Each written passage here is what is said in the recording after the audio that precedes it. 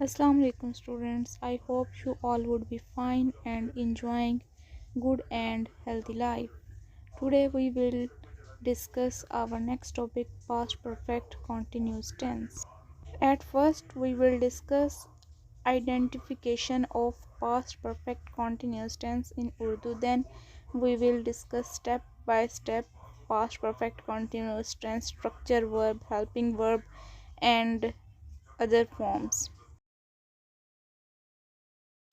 उर्दू के जिन फ़िक़रात के आखिर में ता रहा था, ती रही थी, ते रहे थे आता हो, उन्हें पास्ट परफेक्ट कॉन्टिन्यूस टेंस कहते हैं। मसलन वो मछलियाँ पकड़ता रहा था, हम नमाज पढ़ते रहे थे, अली खाना खाता रहा था।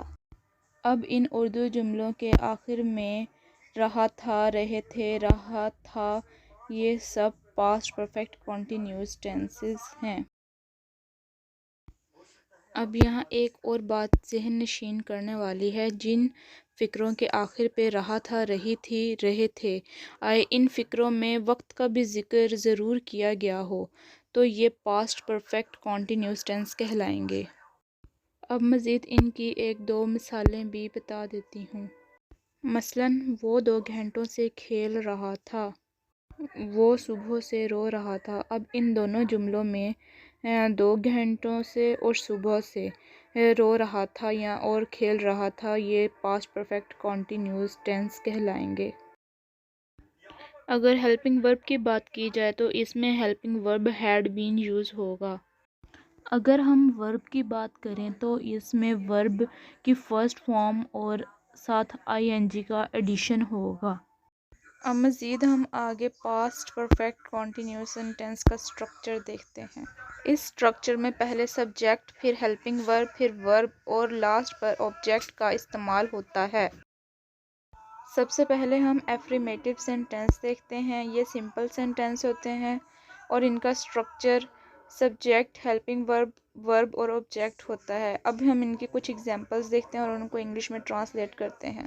वो सुबह से खेल रहा था, He had been playing since morning. हम 2 घंटों से मछलियाँ पकड़ रहे थे, We had been catching fish for 2 hours.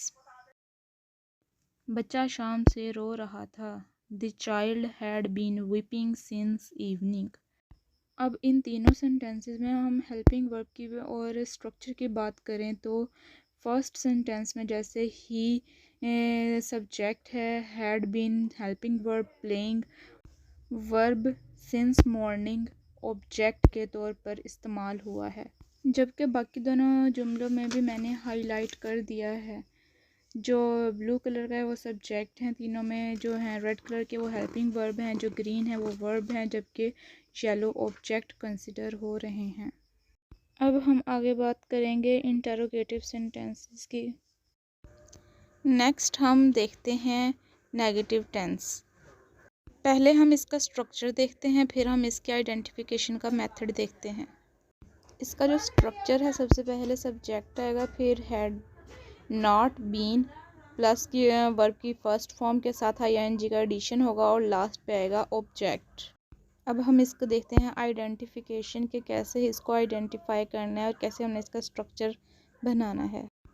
अब मज़ीद इस टेंस को बनाने के लिए हम देखते हैं कि हेल्पिंग वर्ब के दरमियान में नॉट का आना लाजमी है। जैसे यहाँ स्ट्रक्चर में ऑलरेडी मैंने लिखा है subject had not been, means जब भी हम इसको नेगेटिव में बनाएंगे, पास्ट परफेक्ट कॉन्टिन्यूस को नेगेटिव में कन्वर्ट करेंगे, then helping verb had not के दरमियान, हैड बीन के दरमियान नॉट का एडिशन होगा, फिर वर्ब की फर्स्ट फॉर्म और फिर ऑब्जेक्ट आएगा। अब मज़ीद इसको समझने के लिए हम कुछ एग्जांपल्स पे भी नज़र डाल लेते हैं ताकि हमें इस चीज़ की अच्छे से आसानी से समझ आ जाए। पहले एग्जांपल है, परिंदे सुबह से नहीं उड़ रहे थे, The birds had not been flying since morning. दूसरी एग्जांपल जो है हमारे पास वो है, कुत्ता आधी रात से नहीं भौंक रहा था। इसकी इंग्लिश जो है, The dog had not been barking since midnight. जबकि तीसरी एग्जांपल की अगर हम बात करें तो तीसरी एग्जांपल है तुम सुबह से हमारा इंतज़ार नहीं कर रहे थे।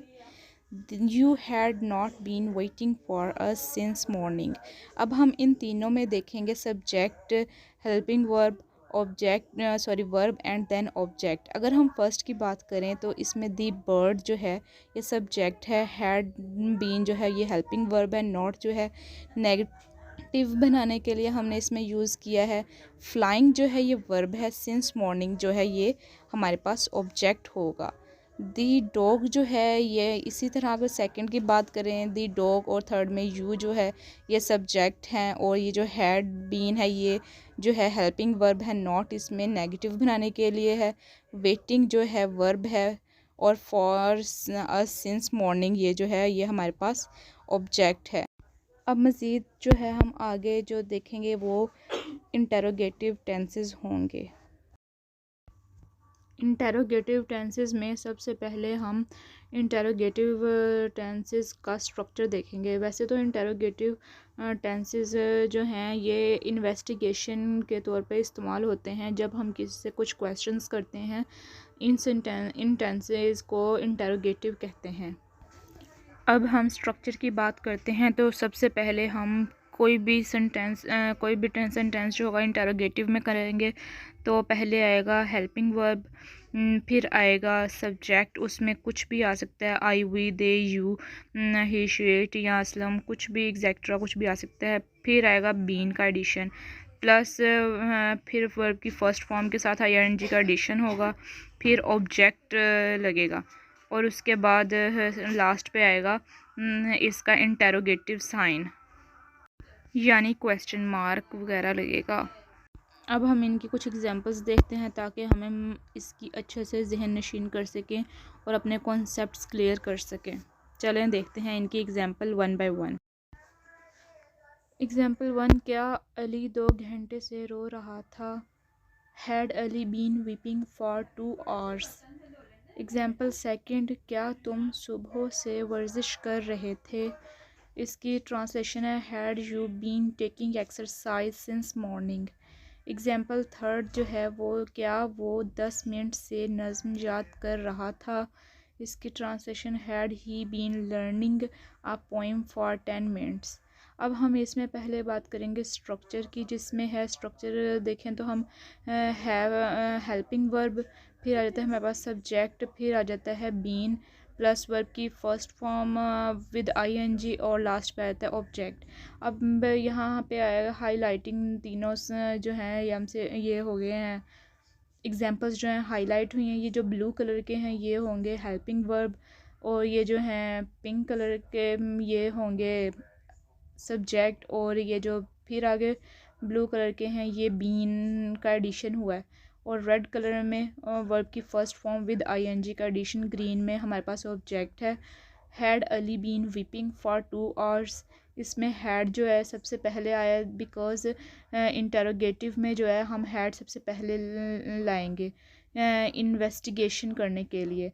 हेल्पिंग वर्ब है, फिर हमारे पास आता है अली जो है सब्जेक्ट है, बीन जो है ये भी हेल्पिंग वर्ब है बट हम इसको आगे यूज़ करेंगे सब्जेक्ट के बाद। विपिंग जो है ये वर्ब की फ़र्स्ट फॉर्म है विद आईएनजी का एडिशन है फॉर 2 hours, ये हमारे पास ऑब्जेक्ट है। इसी तरह से बाकी दूसरी एग्जांपल्स भी। यहाँ पे हमारे पास्ट परफेक्ट कॉन्टीन्यूअस टेंस की एक्सरसाइज कंप्लीट होती है। तीनों हमने फॉर्म्स कर ली हैं।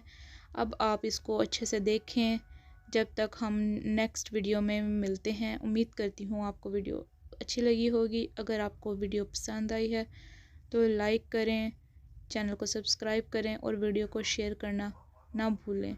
ओके स्टूडेंट्स, मिलते हैं नेक्स्ट वीडियो में। अल्लाह हाफिज़।